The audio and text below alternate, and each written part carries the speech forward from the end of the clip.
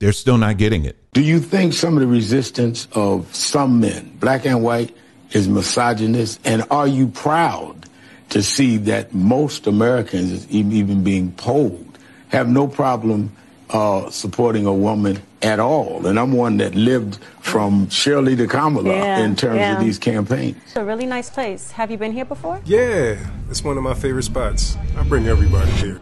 I said not go on a lot of dates, but...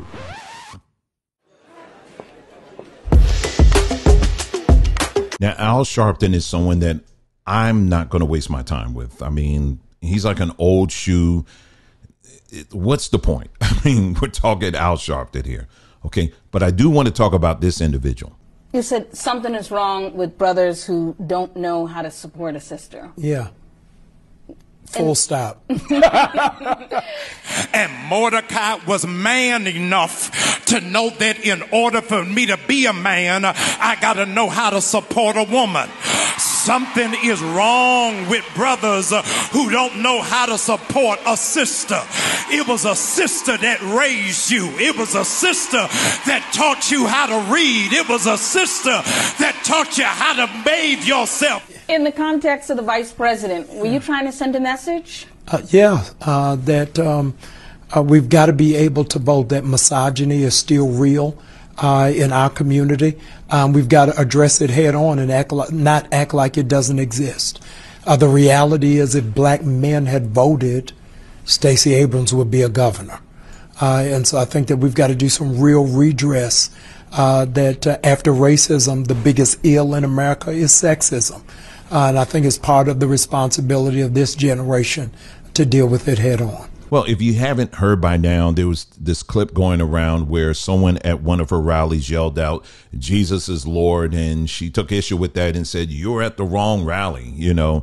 And so the next thing we know, she's on the next thing smoking, heading down to Atlanta, Georgia, where she went to go speak at New Birth Missionary Baptist Church, where Jamal Bryant is the pastor. Yes, that Jamal Bryant. Let's watch the spectacle. We bless you, we bless you, we bless you, we bless you. Come on. Seek it out, seek it. We bless your name, we bless your name. Yeah. Glory and honor. We render to, we render praise, glory and honor. Come on, everybody sing all praise. Glory and honor. We give your name praise, all praise. Glory and honor. All praise. Glory and honor. All praise. Glory and honor. All praise. Yeah. Glory and honor.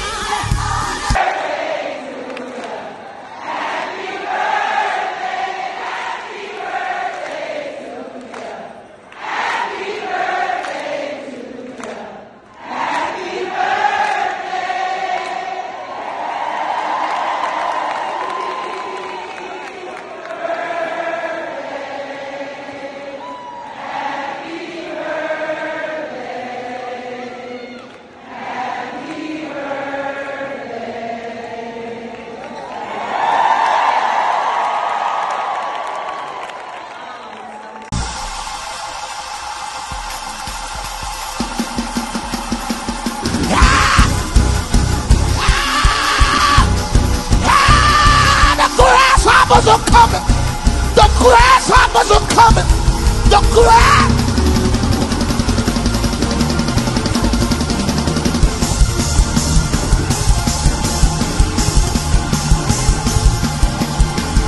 Another generation is rising. A new kind of group is rising. These are the grasshoppers. These are the grasshoppers. Major moves with little hops. Major moves with small leaps. Major moves.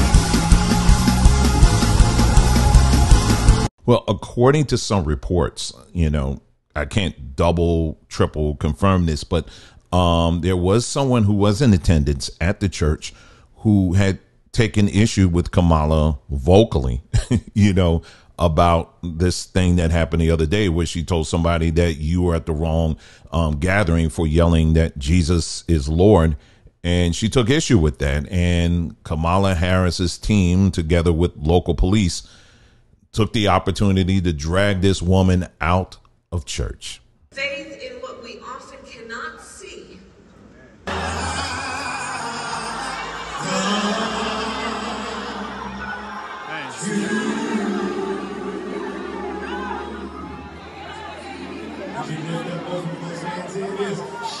Now, before we continue in this video, I want to make a few things very clear. Okay. Number one, I have been a Christian for over 40 years. I've been in the church for that long as well. But if you follow this platform, you will know that I am no longer a Christian. And then since then, I became a part of the Hebrew movement. I am no longer part of that either. Now, since then, I still have a lot of people that I know. There's many that follow this platform that I know that are still part of church, specifically part of the church system, that are very precious and dear people. And so everything that I am about to get into in this video is directed towards the system and the people who blindly support it. What I am aware of is that there are many people who do attend church and notice these things and are being vocal about it the best way they can, but it's just a lot of complexities to do that. So I'm very aware of people like that because guess what? I was one of them. So I understand completely, but that does not excuse the system encouraging and protecting bad behavior. And that is what we're going to be talking about in this video. So make no mistake about it. In this video, we're going to go all the way in. So you better get ready. So let's begin with this. Number one, any church or ministry that has been granted a 501c3 status, you are inadvertently an extension of the government. In other words, listen, let's just say it for what it is. There is no way in the world that the most powerful government in the world is going to grant anyone a tax-free status and not expect anything in return. We see this play out all the time, regardless if we're dealing with Democrats, politicians, or Republican politicians, where churches are used as platforms to push out certain political agendas. Be it in their sermons or whatever it is, even have church members out campaigning, for some of these politicians. Again, it goes both ways. So, it's, again, they are an extension of the government. There's no way around this. Now, what sparked me about this particular issue wasn't really so much of her visiting a church. I mean, you have politicians that do this every time. And as I just mentioned, you have Republicans that do it and Democrats. And so it wasn't really that much of a big deal to me. But what really got me fired up about it was the fact that the pastor took the opportunity to launch a baseless attack against any man who chooses not to vote for this Indian woman that we know as Kamala Harris. Now that I have some issues with. And so by him doing that, it now opens the door for us to now go in on him, on his background, and how he, through his own life, has demonstrated how to combat against misogyny.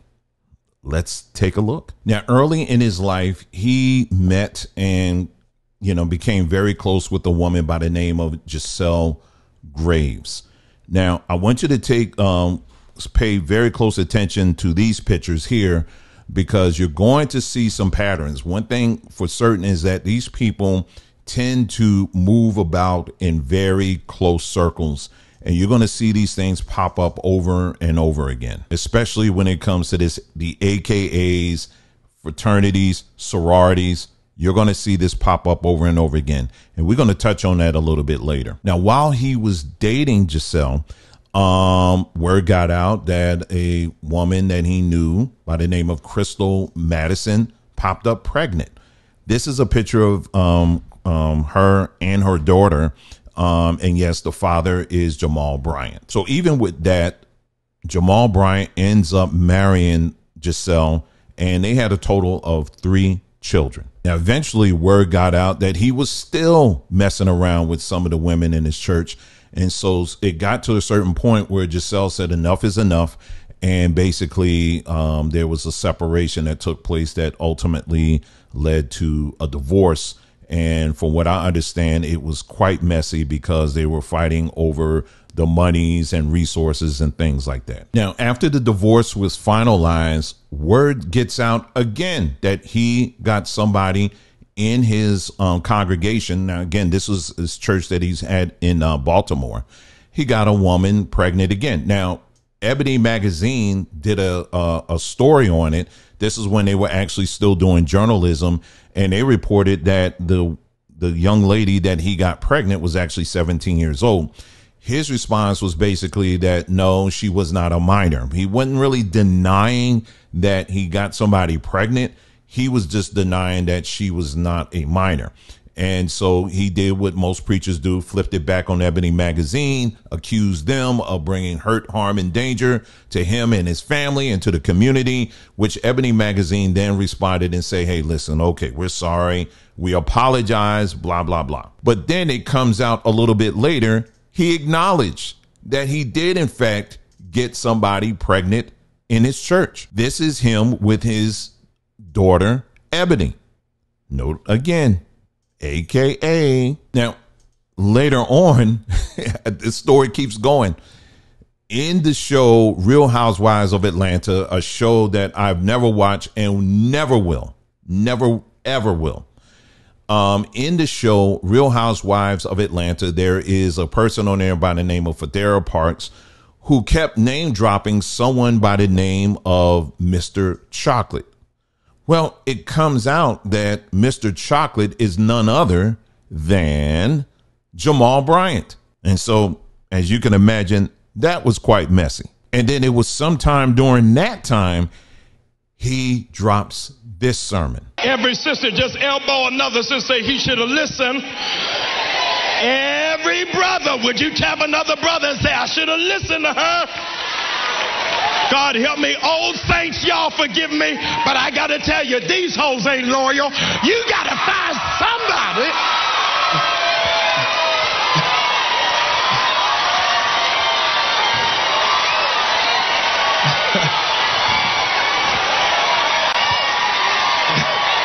Okay.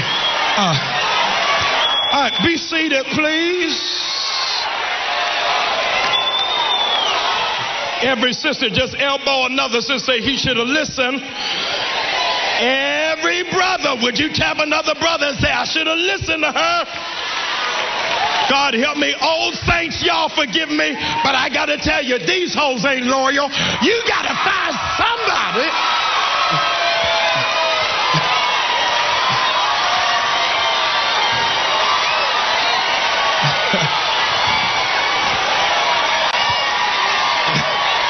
Okay.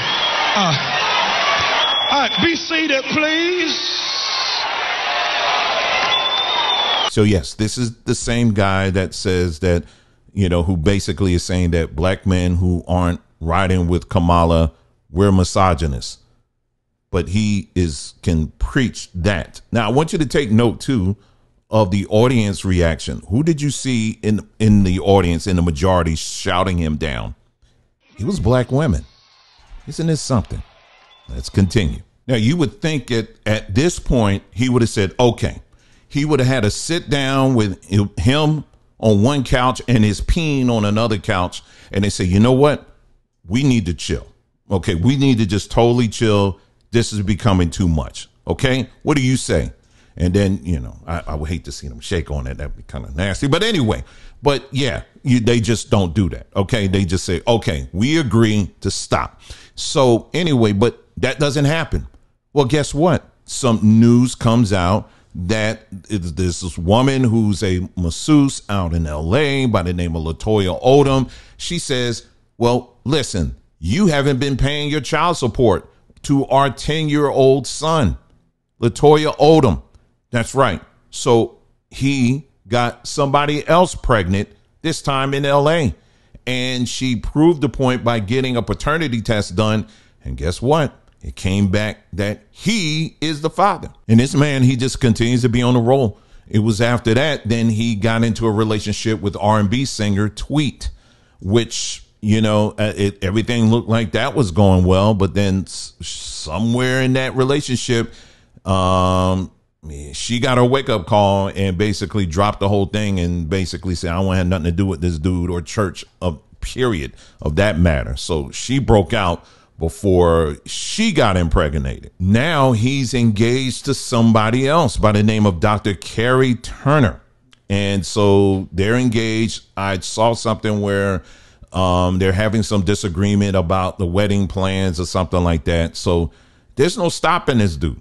So as you can see, this man has a very, very long history when it comes to the mistreatment of women. So the audacity of this man to even fix his mouth to say anything in regards to black men who won't support an Indian woman is laughable in of itself. But let me just say this. It does speak to a much deeper issue that we are going to get into in this video here. And I want to talk about his church, because how stupid, that's right. We're talking about New Birth Missionary Baptist Church. Oh, I forgot to mention, we used to actually be members of that church when Eddie Long was the pastor. That was a long time ago. Okay. But how stupid do you have to be where you have a pastor who was basically getting accused and not really denying, kind of he was, that he was messing around with young boys? That's all over the news. And he's kind of being wishy-washy about it, paying them under the table, basically saying, hey, listen, let's just make this go away. So this is the legacy that your pastor left your church. OK, somebody who has a reputation on the street of messing around with little boys. OK, then, he gets cancer and he's out of here. Right now, you would think, like any other, let's just say a business, anybody, you would think that people would say, in that church, I'm talking even leadership, would say, you know what? All right, that's a bit much. And we definitely screwed up on that. So what we need to do is we need to get somebody in here that's the total opposite of that, like totally opposite. We need to get somebody who's scot clean. They ain't got no history like that. It just totally no drama at all.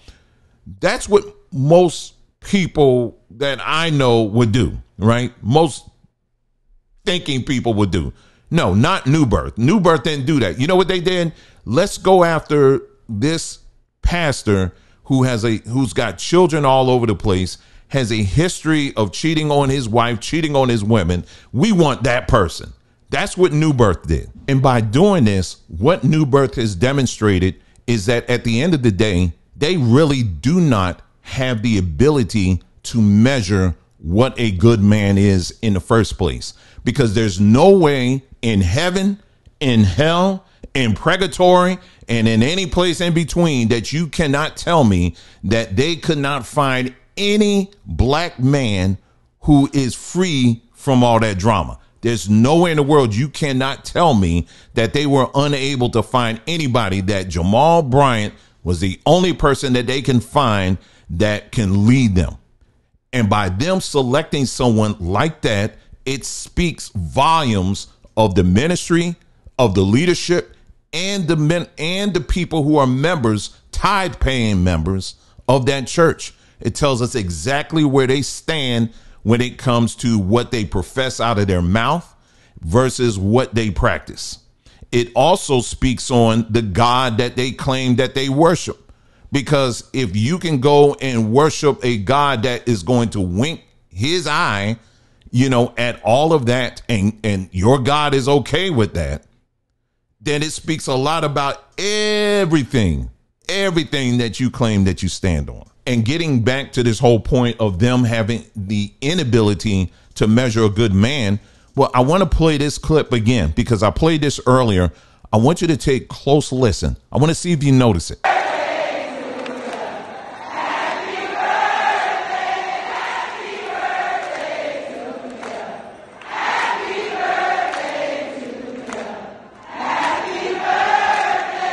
Did you hear it? Yeah. I didn't hear any men. It was majority women up in there. You remember the video that I did a while back? I said that the black church in of itself is a women organization. And I said over and over again, I said, there's nothing wrong with that. If it's a women's organization, so be it.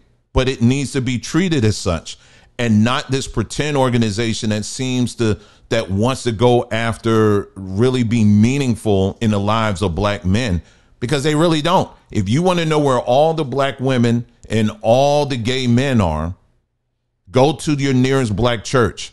If you want to find where black men who are fathers, good fathers, good providers, they're straight, right? Then I would highly discourage you from going to any black church, because more often than not, you're not going to find them there. And this is why he not too long ago came out with, because he realized, hey, listen, I can't attract any good men here. So he recently came out with this video saying that he's going after black men that smell like weed. I'm looking for people that smell like weeds. No, really. New Birth is the largest land-owning black church in America. And so my position to my deacons is, why aren't we not raising cannabis?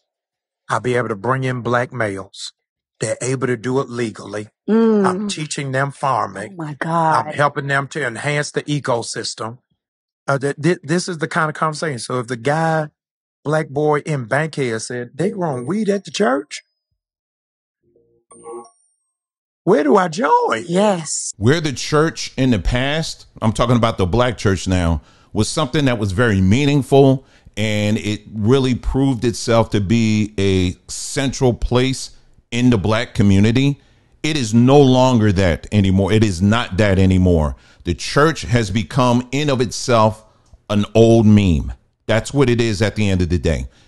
New Birth Missionary Baptist Church in of itself is a complete and utter joke.